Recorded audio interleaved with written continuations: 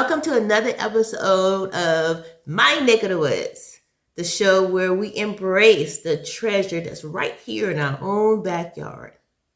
Now, you may not have heard of the brothers Grimm, but most certainly you have heard of Rumpelstiltskin, Rapunzel, Cinderella, and Little Red Riding Hood, just to name a few. So, turns out the Grimm brothers, Jacob and Wilhelm Grimm, are from Germany. So, I had an opportunity recently to go to this town or a couple of towns that inspired some of their work.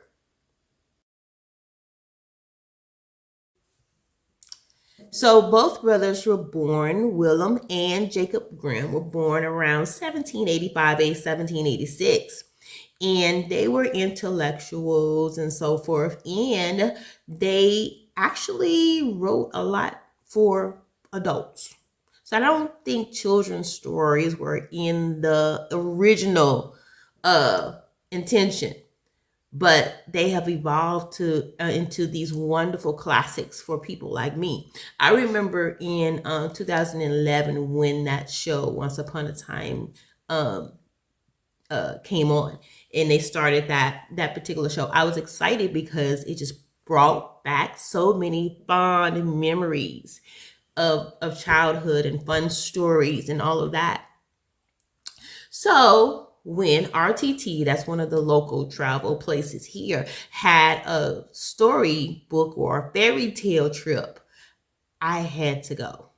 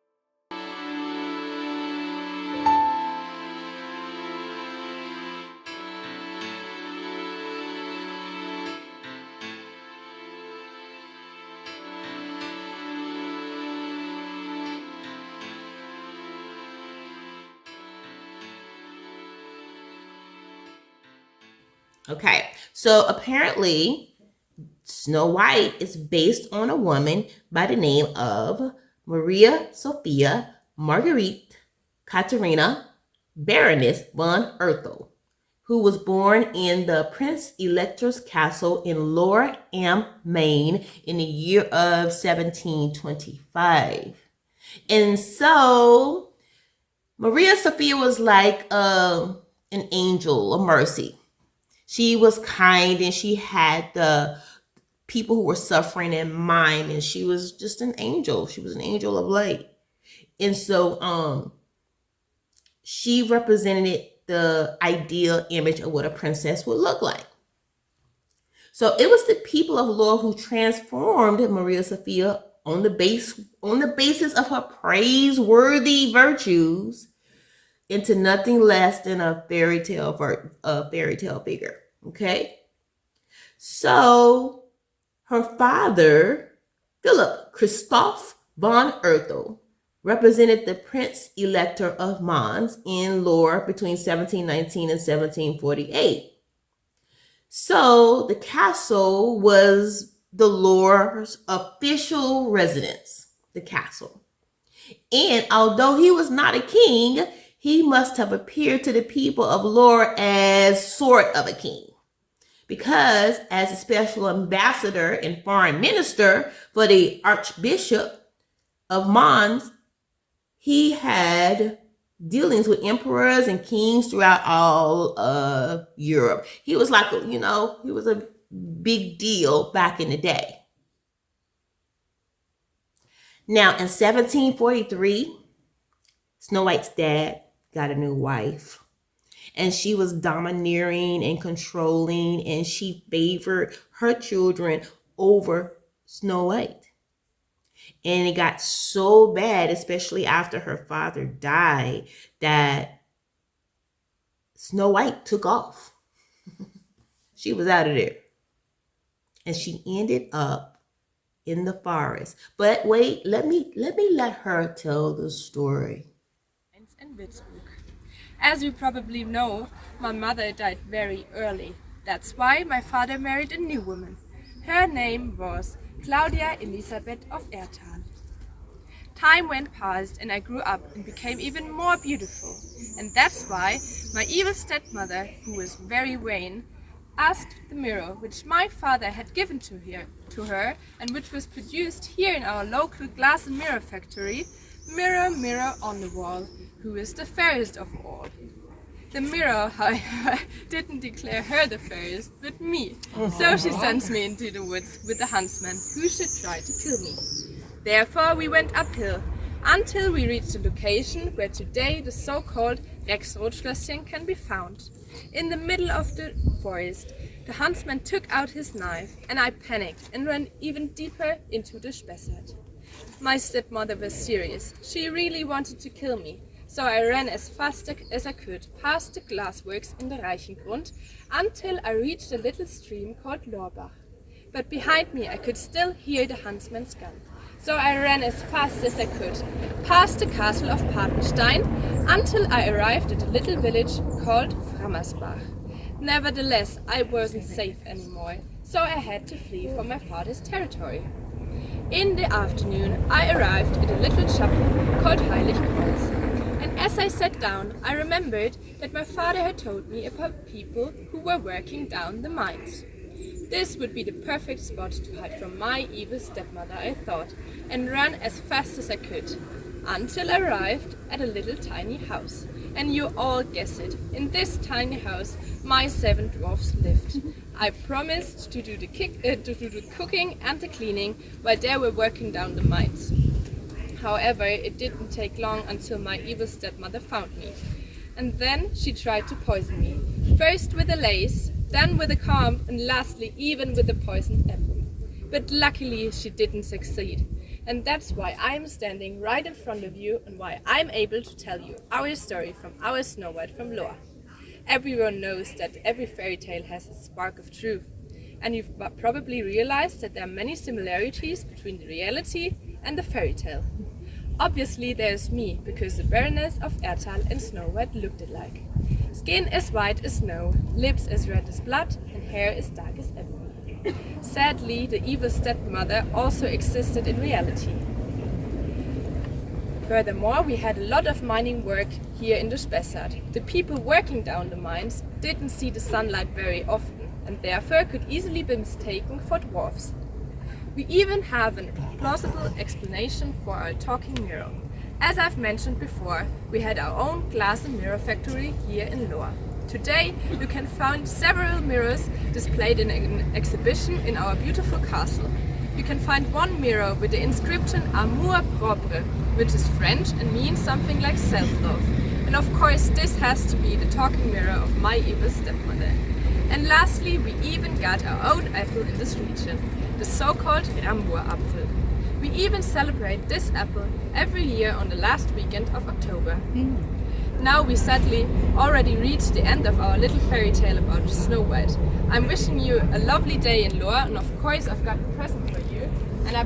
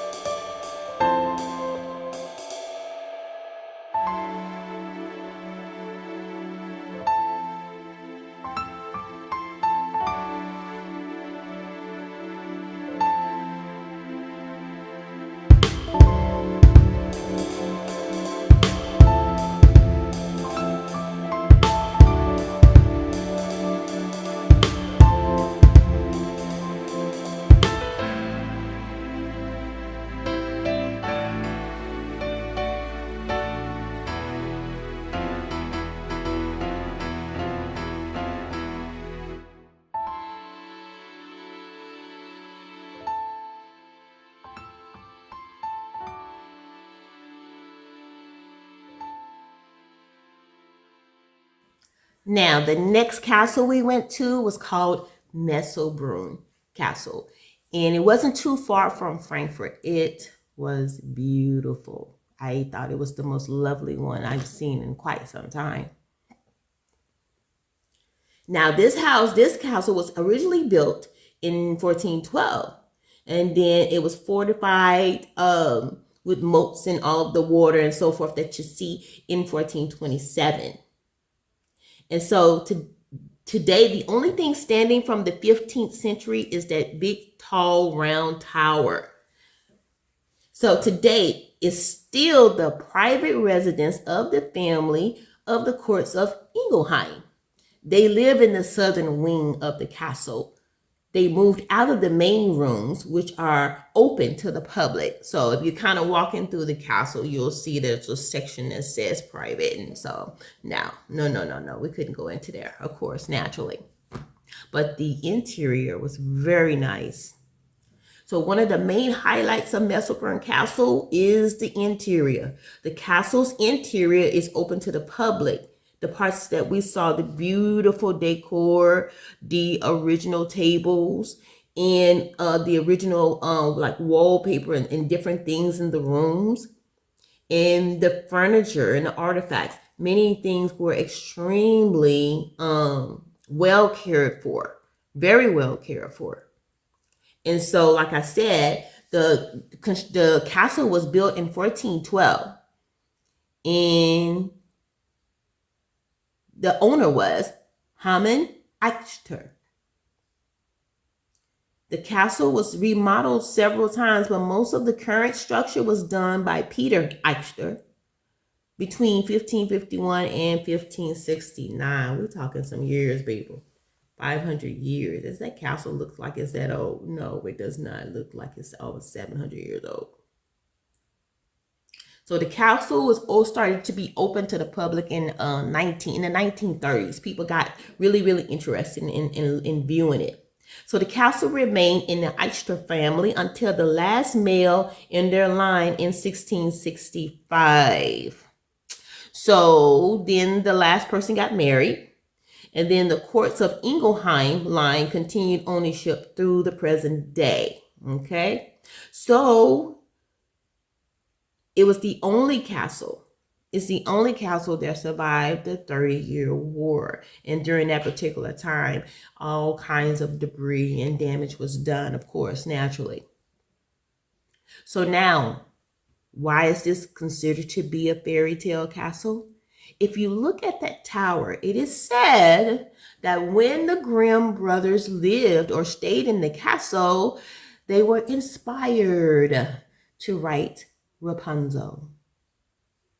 So the tower is a standout feature. We didn't get a chance to go into the tower because it was under construction at the time, but it would be easy just to imagine Rapunzel being held captive there, and it's easy to see, if you already have a very active imagination.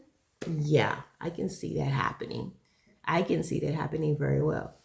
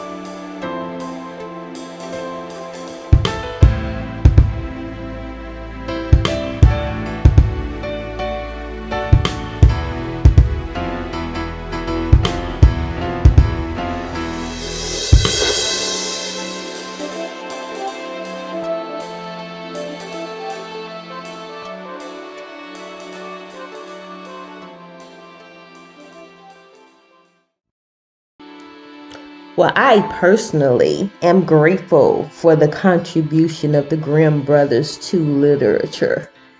If you look at all of these stories, they have just, I don't know, just fed my imagination and the imagination of others for quite some time. And they're very fond memories.